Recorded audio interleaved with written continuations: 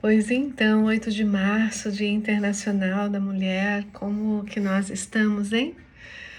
Será que seria um dia feliz Dia da Mulher para você, Melzinha, e para todas as mulheres queridas que a gente conhece? Como está o seu Dia da Mulher, hein? Será que nós estamos com o coraçãozinho apertadinho, como aquelas 129 mulheres operárias estadunidenses que, dentro de uma fábrica têxtil, foram carbonizadas com um incêndio inesperado, justamente no dia que elas estavam reunidas para reivindicar a diminuição de 16 horas de trabalho para 10 horas de trabalho. Qual é a sua reivindicação? Você já conseguiu diminuir as suas 16 horas de trabalho dentro da sua casa? Qual é o seu pertencimento a respeito do investimento na saúde que todos nós precisamos fazer? Onde é que foi que desaprendemos a viver em união com as nossas próprias necessidades, como assim diz o Senhor, amar ao próximo como você ama a você mesmo, e não mais do que a você, sabe? Te dar um pouquinho de primeiro lugar na fila de humanos, viu, Mel? Onde você também tem o direito de descansar, de sentar, de receber a sua comidinha por outras mãos que não sejam as suas tão cansadas, não é? Bom, vamos seguir a ordem do Mestre Jesus, vamos parar de criar expectativas sobre o que nos parece óbvio ao estarmos, por exemplo, como um atendimento que eu fiz ontem, de uma mulher linda, linda, linda, que eu admiro tanto, sabe? Ela estava chegando com uma caixa Mel muito pesada e o esposo fortão, como diz a música do Sansão, quem sabe até barrigudão, não os conheço pessoalmente, porque a gente faz terapia online, não é daqui de Santa Catarina, nem você conhece, né, Mel? Então ela ficou esperando, o que era óbvio, ela criou uma expectativa que o marido iria ajudá-la a carregar a caixa do carro até dentro da sua casa, porque para ela aquilo era óbvio, e ele não ajudou, deixou que ela levasse ali. Sabe por quê? Porque o super-homem, ele vai estar à disposição das mulheres frágeis. E você, querida mulher, que tem a coragem de investir, por exemplo, na sua terapia, é uma mulher forte. Mas precisamos nos dar também o direito de usufruirmos desse sentido da conjugalidade, que também é mostrarmos a este homem o quanto que nós esperamos dele.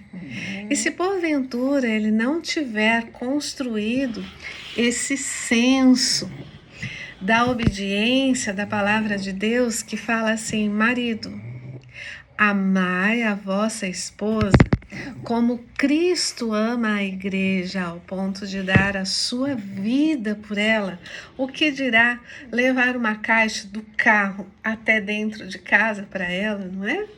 O que dirá servir um café da manhã na cama, um desjejum, né? Não vamos falar em café, porque ele tem mascarado aí a falsa energia que ele promove, mas ele tira muitas outras coisas beneficentes para o nosso cérebro, como retornar ao eixo, né, Mel? A Mel tem aprendido aqui da importância de valorizarmos, querida mulher, todas as emoções. Cuidado para dizer que é negativa, por exemplo, a raiva. A raiva, ela é protetora.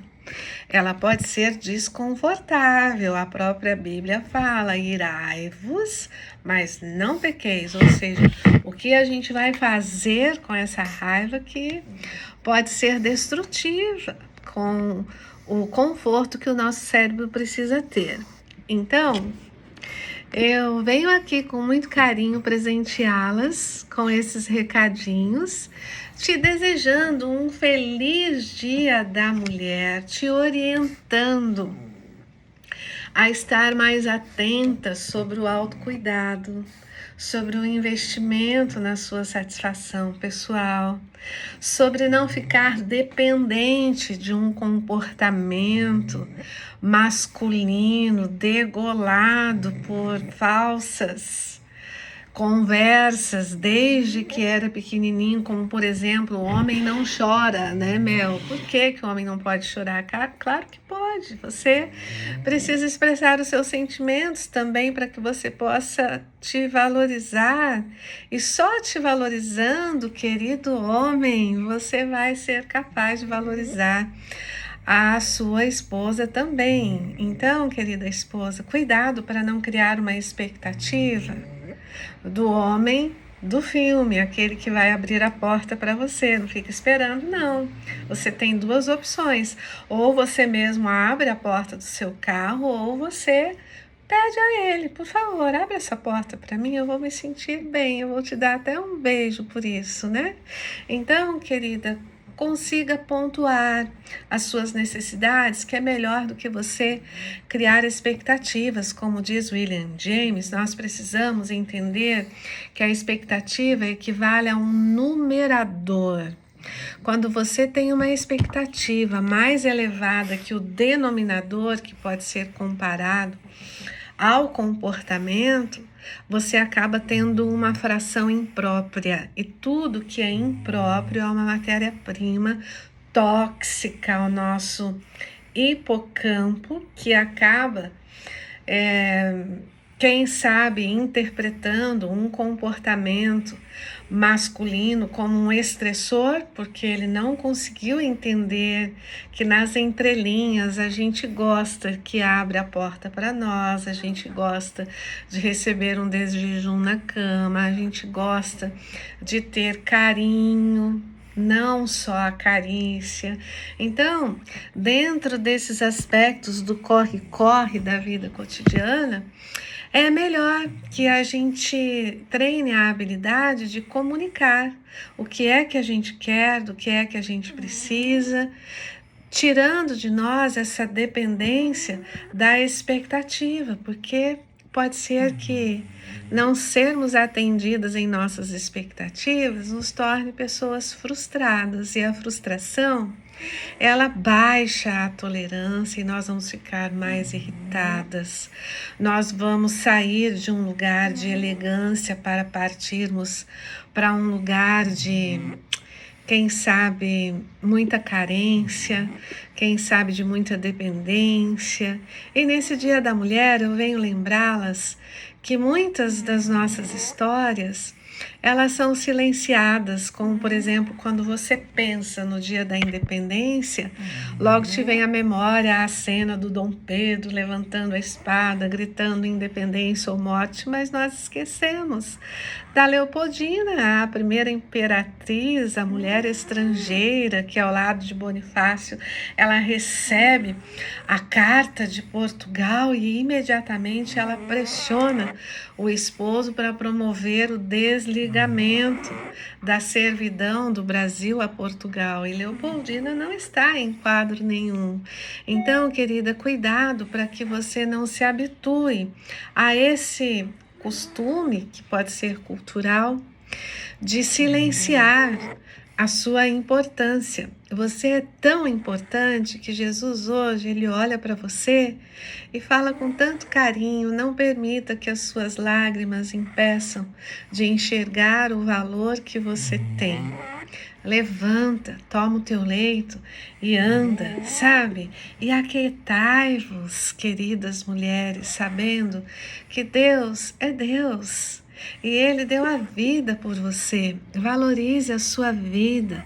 Cuidado com os pensamentos que focam nas coisas ruins. Você sabia que 30 minutos de investimento, por exemplo, a má notícias ou de más recordações do que o que fizeram com você e não foi do seu agrado, pode gerar em você uma demência, como por exemplo o mal de Alzheimer, entre outras degenerativas e de comprometimento da sua funcionalidade?